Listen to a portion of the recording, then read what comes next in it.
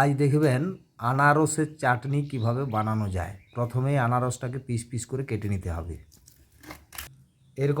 এরকমভাবে ছালটা প্রথমে ছুলে নিতে হবে। তারপর এরকম পিস পিস করে এরকম কেটে নিতে হবে। পিসগুলোকে ভালো করে ধুয়ে নেওয়া হলো।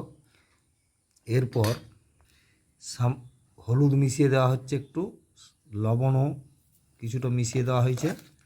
ভালো করে সুন্দর করে মাখিয়ে নেওয়া হচ্ছে।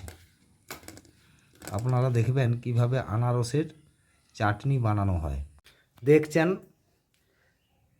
আনারসের চাটনি। প্রথমে কড়াতে তেল দিয়ে দেওয়া হলো একটু সামান্য পরিমাণে।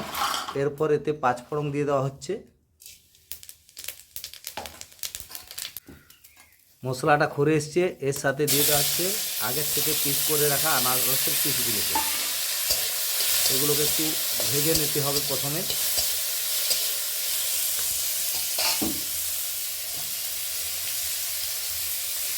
সামান্য হলুদ গুঁড়ো দিয়ে দেওয়া হচ্ছে, সাথে যোগ করে দেওয়া হচ্ছে সামান্য লঙ্কার গুঁড়ো, সামান্য ধনের গুঁড়ো।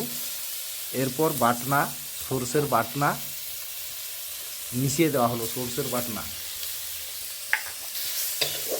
মশলাটা করে এসছে, এর সাথে জল দিয়ে দেওয়া হচ্ছে।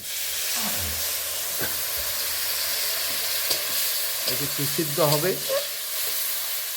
মিনিট পাঁচেকের মতো আমরা ঢাকা দিয়ে দেবো।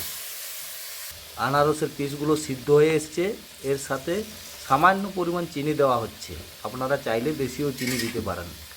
এরপর এটাকে একটু লেড়ে নেওয়া হচ্ছে, নামিয়ে দিতে হবে। হয়ে গেছে আনারসের চাটনি। আপনারা দেখতে পাচ্ছেন এখন আনারসের চাটনি।